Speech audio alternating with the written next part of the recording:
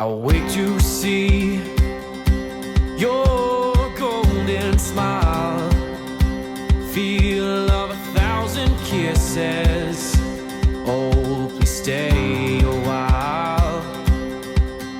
I'll reach up to hold your sunlit face. Feels like a handful of silk now.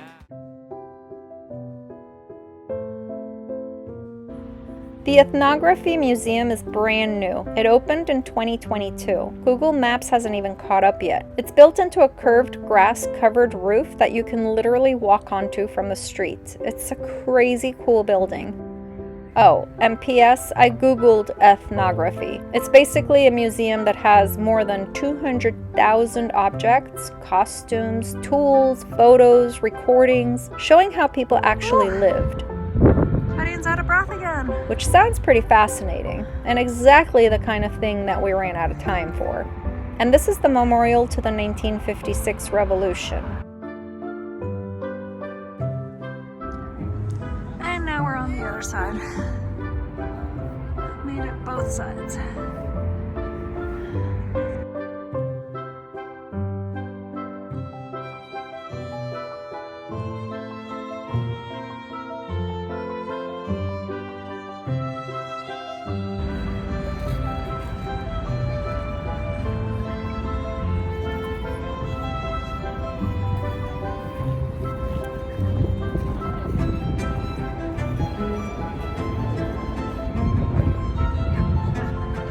This is attempt number 2 crossing Chain Bridge to go to Buda Castle.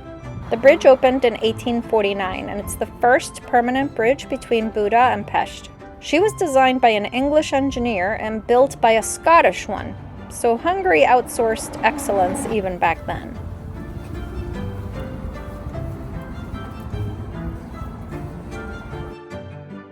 The state lions supposedly have no tongues. Legend says the sculptor forgot to make them and jumped into the river from embarrassment.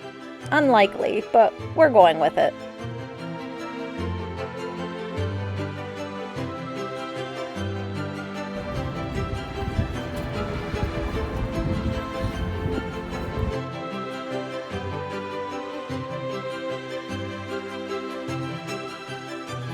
We climbed into the castle district, past gardens and mosaics, into the lion courtyard.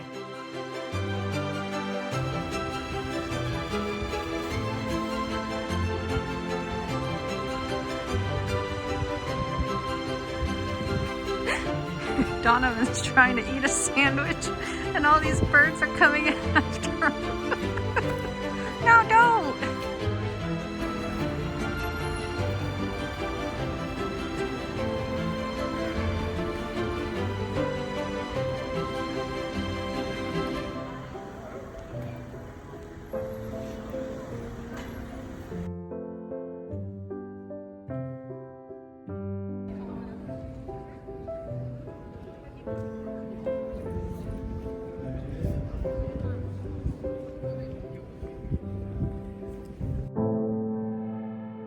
This is Matthias Fountain, often called Hungary's Trevi Fountain. I don't think it looks anything like it, but okay.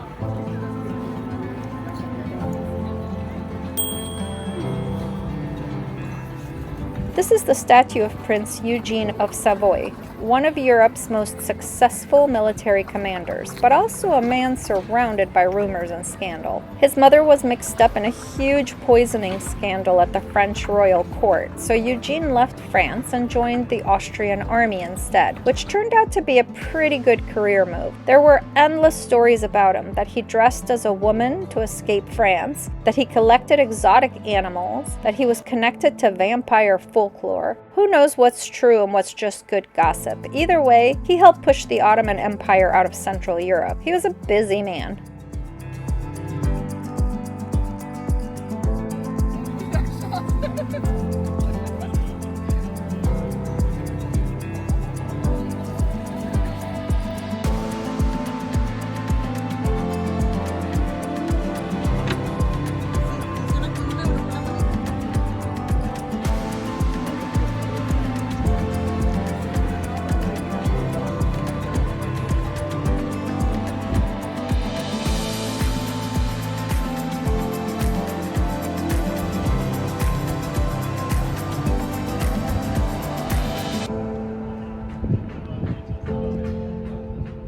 This is the Turul statue. It's a mythical bird watching over everything, like a national mascot with wings. Sándor Palace is the official residence of Hungary's president. She's guarded by two extremely polished soldiers who do not blink. It was time for a coffee break. It was very necessary. Fisherman's Bastion area. This is Matthias Church with its super colorful roof. The church has hosted coronations and has even been a mosque. She's been rebuilt over and over again. And the Holy Trinity column, built after the plague epidemic. Gratitude in stone.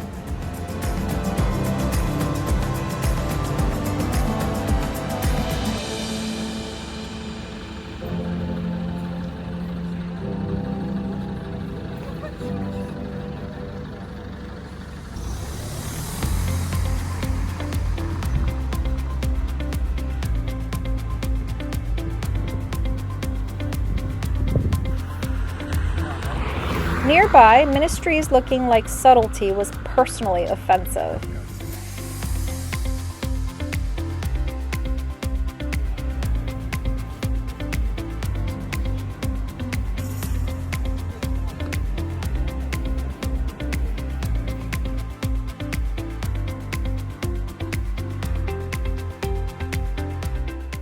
This is the statue of Saint Stephen, who was the first king of Hungary. Of course he has a statue. And a basilica. He was an overachiever. Fisherman's Bastion is pure fantasy. It looks like a medieval fortress, but it was built in the 1800s as a decorative lookout, not for defense. It was named after the group of fishermen who lived at the water's edge below it and who once defended this stretch of the wall during the Middle Ages. From the terrace, Parliament glows across the river. An accordion busker plays behind us. This could not be more perfect.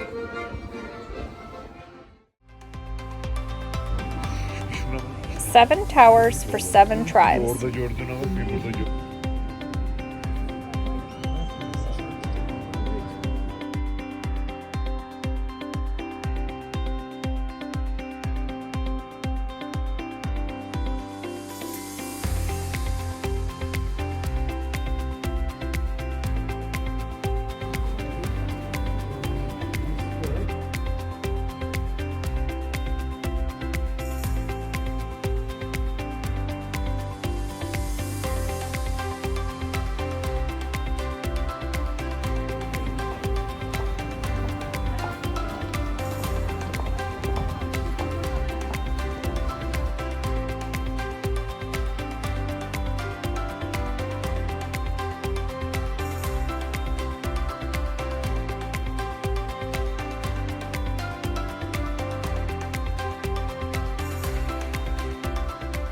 We kept wandering south.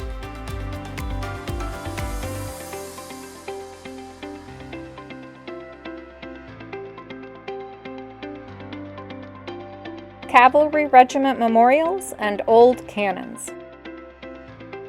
Quiet streets. Fragments of Gothic churches. Budapest has layers. You just keep peeling.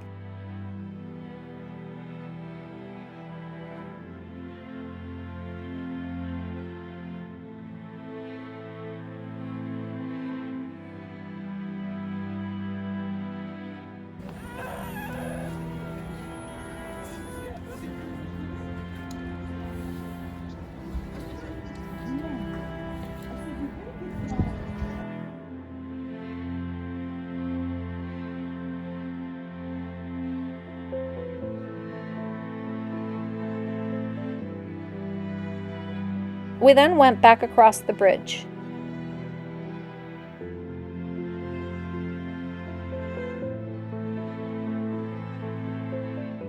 This is St. Stephen's Basilica.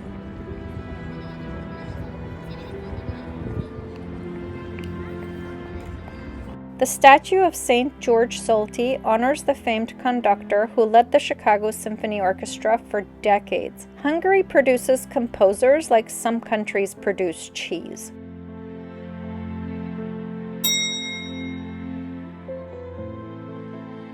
Today we're taking the train to Szentendre, a super cute riverside town known for artists, colorful houses, Serbian Orthodox churches, and marzipan museums. Yes, entire museums devoted to marzipan.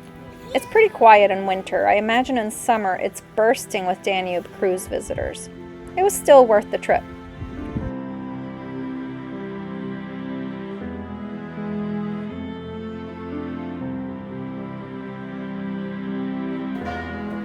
Oh yay, more stairs.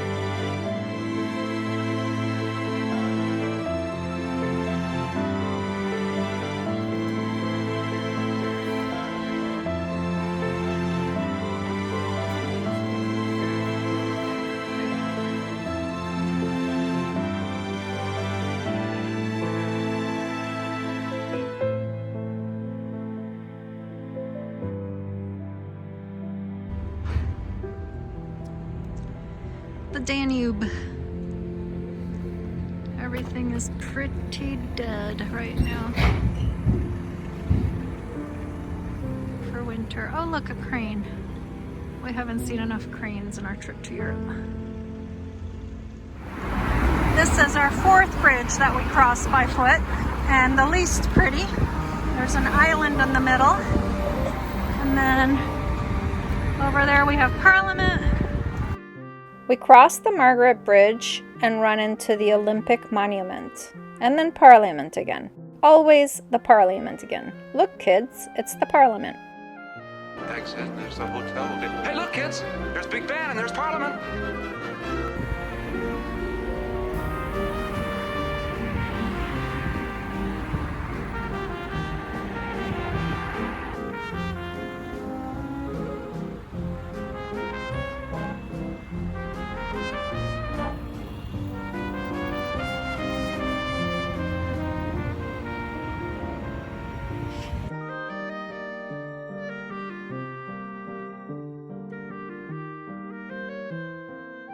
This is the statue of Imre Nagy looking towards Parliament. He was executed after the 1956 revolution. Then he was buried secretly. Then he was reburied with honors in 1989. History turning a page.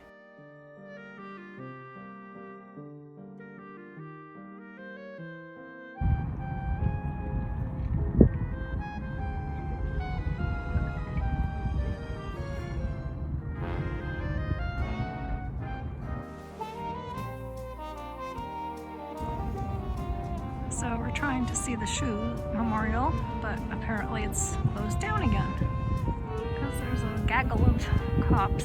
Are they called a gaggle if they're in a group? Oh, she just asked, how do I get to the shoes? And they said the shoes are closed today. The shoes were closed 2 days ago when we tried. Dang it.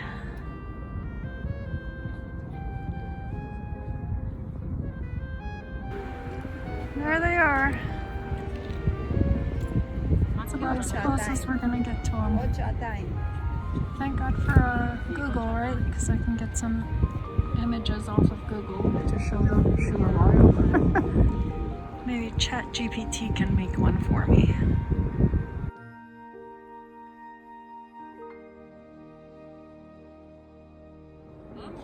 The memorial to the victims of the German occupation is controversial. It shows Hungary as the Archangel Gabriel being attacked by a German eagle. Critics say it makes Hungary look like an innocent victim, even though Hungarian authorities played a major role in deporting Jews. In response, people have created an unofficial memorial in the front. Photos, letters, and personal stories meant to fill in the missing pieces. Budapest doesn't hide disagreement. Sometimes it puts it right on the sidewalk.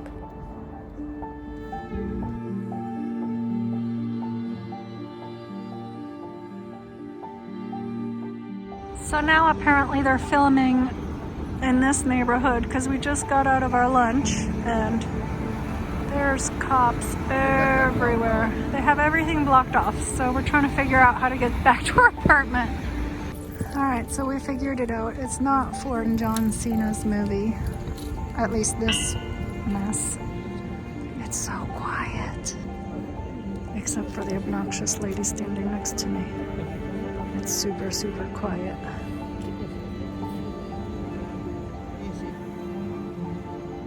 On the way back to the Airbnb, we ran into more road closures, but it wasn't a movie filming this time. It was motorcades. Turns out Israeli President Isaac Herzog was visiting Viktor Orban. Black SUVs everywhere. Budapest does not do small.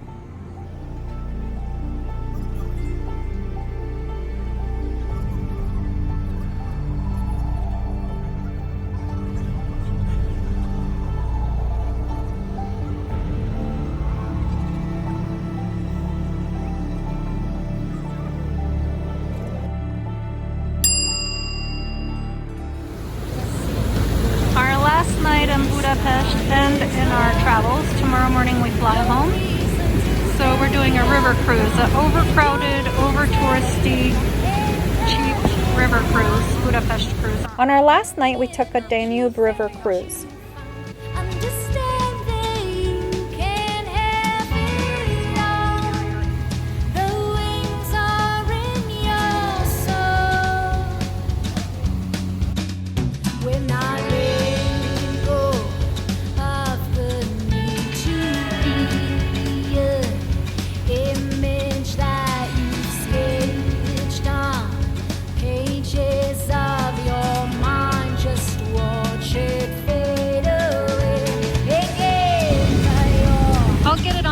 I'm just showing like the amount of people with cell phones up, just like I am. This is hysterical. Everybody's crammed with their phones up, trying to get a shot of the parliament. This is hysterical. There's just a million people. Maybe if I will put my phone up facing somebody else's phone and get their video. There we go. Yeah. There's the parliament, just looking to the person in front of me's cell phone.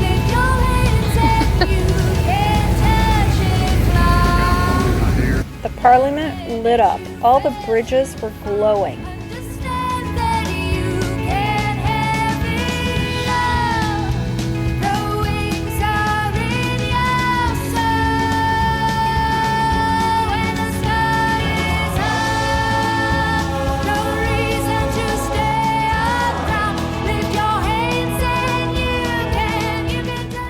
The Ludwig Museum was looking like a disco. It all felt cinematic. What an incredible end to our visit to Budapest and our entire 8 weeks all over Central Europe.